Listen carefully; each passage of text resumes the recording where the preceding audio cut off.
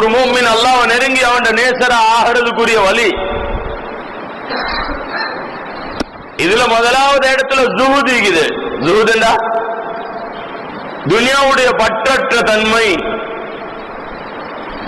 துனியாவோட பற்றற்ற தன்மையோட அடிப்படையே துனியாதாரிய கண்டு கதி கலங்காத வாழ்க்கை.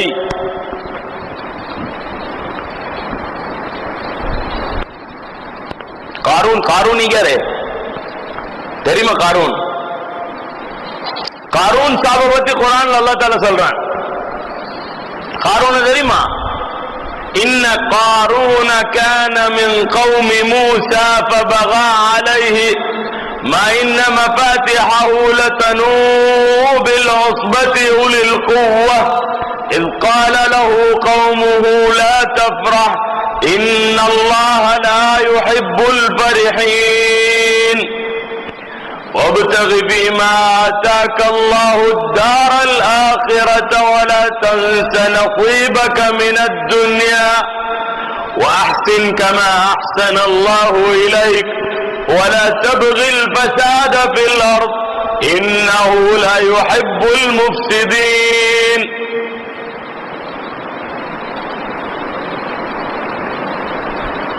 காரூன் உலகத்துல பெரிய பணக்காரன்.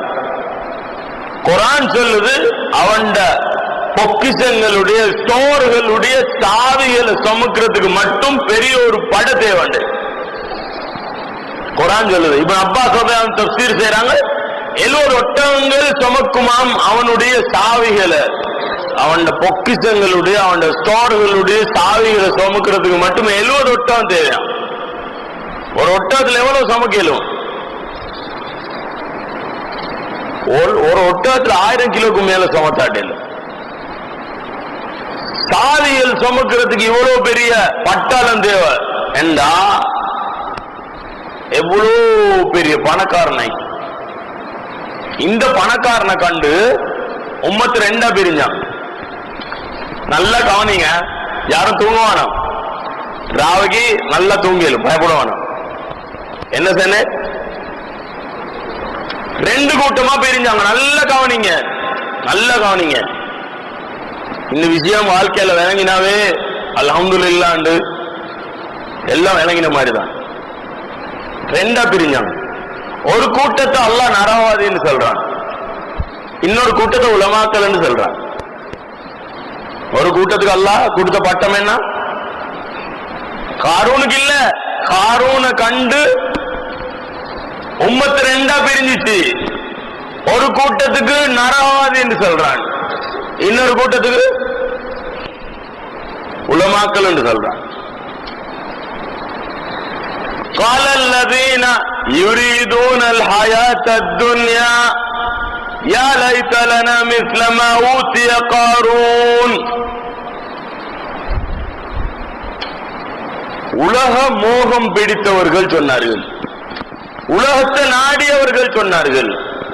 قال الذين يريدون الحياة الدنيا, யார் துனியாவுடைய வாழ்க்கையை நாடினாரோ அவர் சொன்னார். குர்ஆன்ல இன்னொரு இடத்துல அல்லாஹ் தஆலா சொல்றான், மன் கான யுரீதுல் ஆஜிலத அஜ்ஜல்னா லஹு ஃபீஹா மா நஷாஉ லிமன் நுரீது சும்ம ஜஅல்னா லஹு ஜஹன்னம். யார் இந்த உலக வாழ்க்கையை நாட்டம் கொண்டு வாழ்ந்தாரோ அவருக்கு துனியால ஆனந்தத்தை நாங்க கொடுத்து அவருடைய முடிவை நரகமாக ஆக்குவோம். இதான் துனியாட வாழ்க்கையை நாடி வாழ்ந்தவருடைய நிலைமை.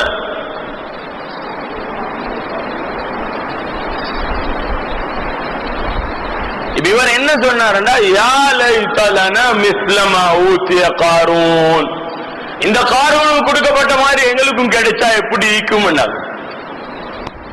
நான் சொன்னேனே, துனியாதாரிய கண்டு கதி கலங்கினவர் கிட்ட ஜுஹூத் இல்ல, உலக பற்றற்ற தன்மை இல்ல, அல்லாஹ்வை தண்ட துனியால பொருந்தி கொள்ற தன்மை இல்ல, ஈக்கிரத்தை கொண்டு திருப்தி அடைகிற தன்மை இல்ல, ஈக்கிறத வச்சு ஆகிரத்தை தயாரிக்கிற தன்மை இல்ல.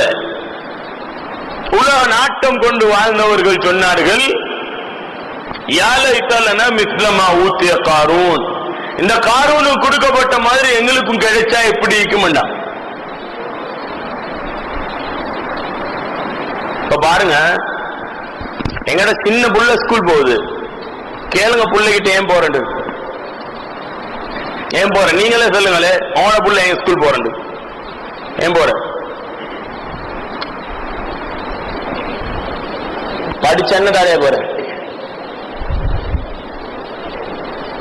சொல்லுங்க பாப்போம்.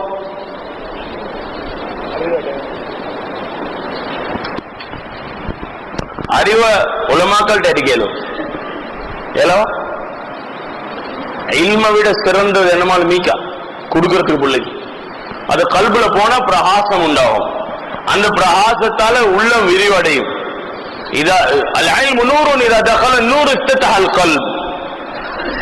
உள்ளம் விரிவடைஞ்சா குர்ஆன் சொல்லுது, அஃபமன் ஷரஹ அல்லாஹு ஸத்ரஹு லில் இஸ்லாமி ஃபஹுவ அலா நூரின் மின் ரப்பிஹ்.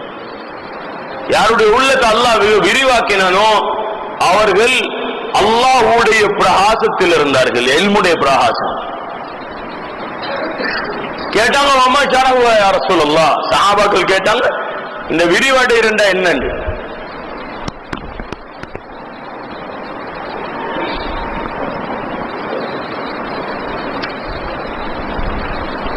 இல்ம்ன்றது கல்புல பிரகாசத்தை உண்டாக்கும், பிரகாசத்தால என்ன நடக்கும், உள்ளம் விரிவடையும்.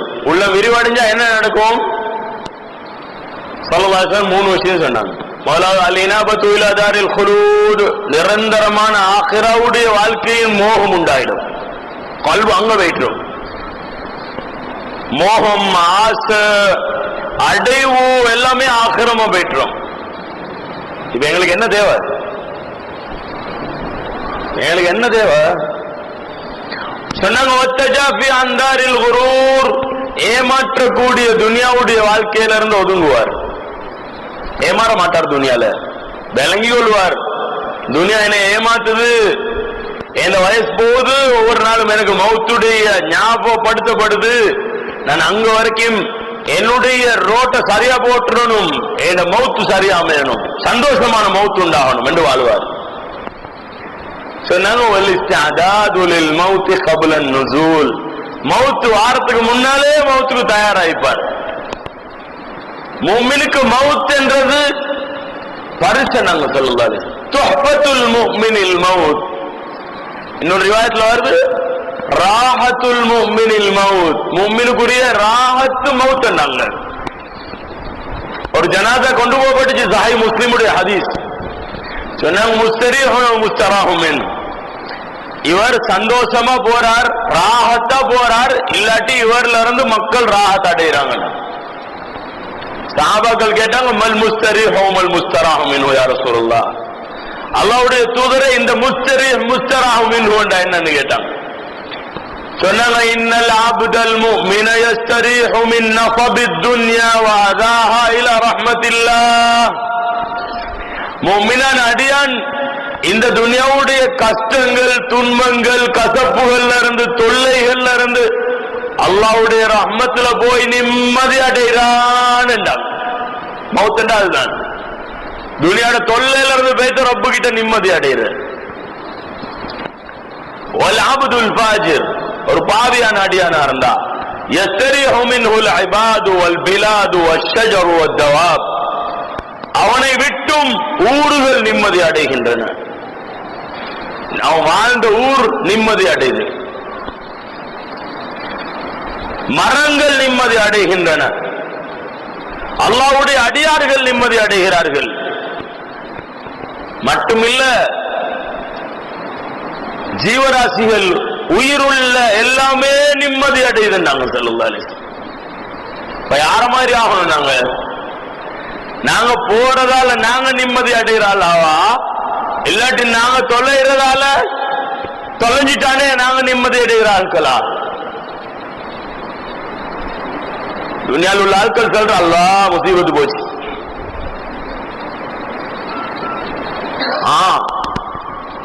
மவுத் என்றது எங்கட அடைவு, நாங்க ஆசைப்பட்டு எடுக்க வேண்டிய சாமான் மவுத்து. மவுத்து விரண்டோடுற சாமான் இல்ல, மவுத்து சந்தோஷத்தை கொண்டு வர வேண்டிய சாமான். விருந்தாளிகள்ல ஆக சிறந்த விருந்தாளி மவுத்து.